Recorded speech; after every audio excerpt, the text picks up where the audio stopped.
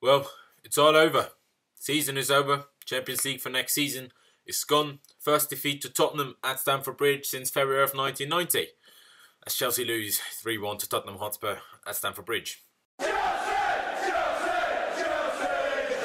Hello there guys and welcome back to 100% Chelsea for my review of the Chelsea versus Tottenham game. And we lost the game 3-1. Like I just said, the first time we've been beaten by Tottenham at the Bridge in the whole of the Premier League era, for the first time since February of 1990.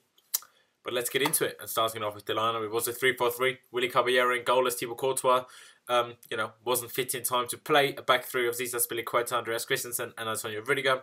Wingbacks of Marcos Alonso and Victor Moses. And N'Golo Kante and Cesc Fabregas in midfield, with Hazard, Willian and Alvaro Morata as the front three.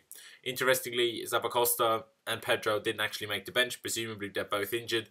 We'll have to wait and see how long they're out for. And, getting into the game, the first half was pretty good. We took the lead through Alvaro Morata after half an hour. And, it was a good goal after a good cross by Victor Moses. And after that, we had a few chances to actually make it two, through Marcos Alonso especially. But then, Victor Moses and Willy Caballero decided to bottle it and throw away the lead before half-time. Moses giving the ball straight to Ben Davies in our own third, who squared it then to Christian Eriksen, who just had a shot from about 30 or 35 yards. The ball flew in basically right above Willy Caballero. Yes, it hit the underside of the bar.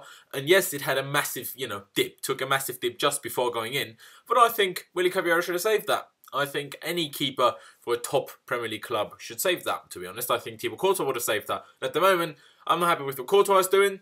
Caballero usually plays well. Then Courtois can't play. Caballero comes in. And then he does that. That was then half-time of 1-1. Then in the second half, we just set way too deep. At least 10 or 15 yards deeper than we did in the first half. And then when you don't defend anyone near as well as you actually could, that's just a recipe for disaster, really. Because we just started gifting them goals. Dele Alli made it 2-1 after an over-the-top ball from very deep by Eric Dyer. Azpilicueta and Christensen both letting Ali just run, just basically ignoring him, almost. Caballero was almost glued to his line, didn't come out when I think he should have done, for Ali to make it 2-1, and then Dele Alli also made it 3-1. Not long after that, Caballero saving an effort by Son, who came in running from the right, but the ball spilled through behind our keeper, then Christensen and Alonso interfering with each other, stopping, the other one off clearing the ball, and then instead of clearing the ball, it just fell to Dele Alli, again, who just had to tap in from very close range, and that was then really it for the game. That was then it, it was done. We waited until the 82nd minute to make a first substitution and, we just did nothing. The only other thing that happened is Vertonghen trying to break Eden Hazard's leg and the keeper not even giving a foul because great refereeing, mate. Like I said, the first half wasn't that bad, played alright. I thought, well, Tottenham had more of the ball, we were a better team, we were a more dangerous team. And, we should have gone into half-time with the lead, but the second half, obviously that killed our confidence. There's no worse time to concede than, an injury time of the first half. Except, of course, conceding a late, winner by the other team in injury time late on. But you know what I'm saying. So, clearly affected us because we weren't good at all in the second half. Like I said, set way too deep. And also, like I said, that is our season over. Chances of getting Champions League football next season is over with 8 points of fourth. Tottenham in fourth right now. The unbeaten run of 28 years against Tottenham at Stamford Bridge. Gone as well. It's safe to say today was an absolute shit show of a day, really. Hardly anyone played well. Not everyone was awful. But to beat Tottenham at the moment, you need to play very well, not play poor to average. And that goes from Willy Caballero in goal through the whole defence, the midfielders. Okay, N'Golo Kante was his usual good self, he played alright. Hazard and Willian both invisible or ineffective. Morata, yes, he scored the goal and he worked quite hard, but his touch was off quite a few times. And he's still not strong enough to compete with the best centre-backs in the Premier League, in my opinion. He doesn't fall over like he did a few weeks ago. Seemingly his back is better now and that seems to be affecting that. But he just can't hold them off. Like he just loses the challenges and he's just not strong enough. Obviously, it's his first season here. That might very well improve a lot next season. But right now, it's not good enough. But what do we actually do now? What are we now? Yes, Conte will leave in the summer, whether that's by his own will or, by being sacked. But he will be gone in the summer. That's basically for sure. But can a change in manager, system and tactics really do enough to catch up the huge gap that we have to the teams above us right now, especially on Manchester City? Okay, after this season, getting Champions League football again next season would be an improvement. But at the end of the day, we want to win trophies. We don't want to be Arsenal and celebrate getting top four, We wouldn't do that. We don't want to do that. We don't want to be that. And just a new manager, I don't think it's enough for us to suddenly be competing with Man City again, even in 2 or 3 years. I don't think, the players that we have even with youth players, okay, they could become very good, but that takes them a few years. They won't just be the next Messi tomorrow if we put them in next game. That just wouldn't be the case. So I don't think, you know, a change in manager would just be enough to just suddenly be competing with City for the Premier League title again, let alone competing for a Champions League trophy. But, you know, who will we even bring in as a new manager? Thomas Tuchel? Would he even come? Would he even join us with our Champions League football? Or will he go to PSG like some reports have been saying? Leonardo Jardim?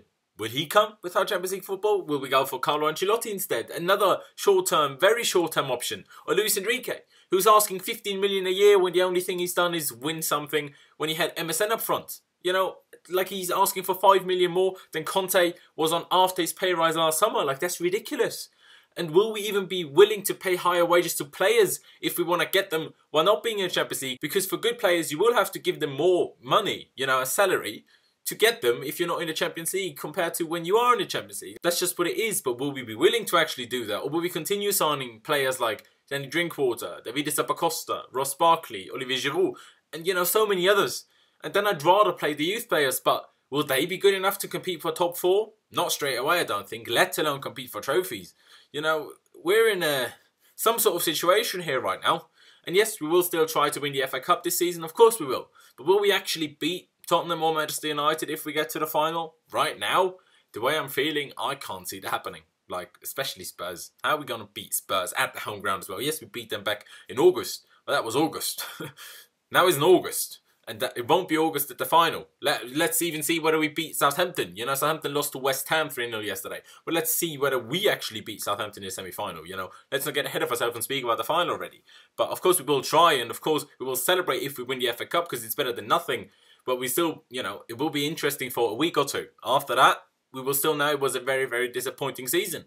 And we won't be happy, and we will just have to hope that next season will be better and the upcoming seasons will be better. I'm devastated, and right now I can't see the positives in anything, really. I can't see the positives in the future. Maybe tomorrow or over the next few days I will be able to see those positives. But right now, it's just very, very dark, to be honest. And, like, you know, almost it's one of the worst moments and lows in a very, very, very long time. Even when we finished 10th, we didn't lose to Spurs at the Bridge. I'd rather not be in Europe at all than be in the Europa League, to be honest. Especially with our transfer policies, we just won't have the squad depth to actually play well in the Europa League. Yes, we will play all the youth, but then they'll only play there and then we'll get knocked out by someone random, because why not?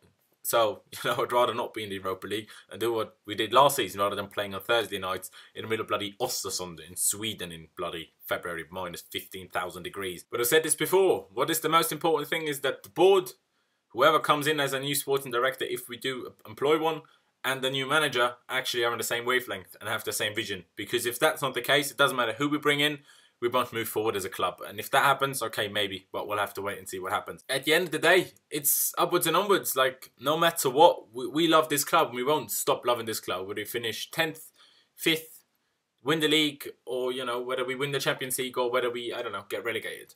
We love this club, and, you know, we feel with the club, we feel with the players, we feel, you know, with whoever's involved with the club. We're all devastated today. And but that doesn't change that we love that football club, and it's our football club. And, you know, that's why we have to move on and hope for better times, really. And, yeah, that's it really for me. I know this was different to my usual reviews of going through everything that happened in the game, but what's the point in that? Season is over. So I wanted to, you know, just speak about the game a bit more, you know, briefly, and then continue speaking about what's going to happen in the future, a little bit at least.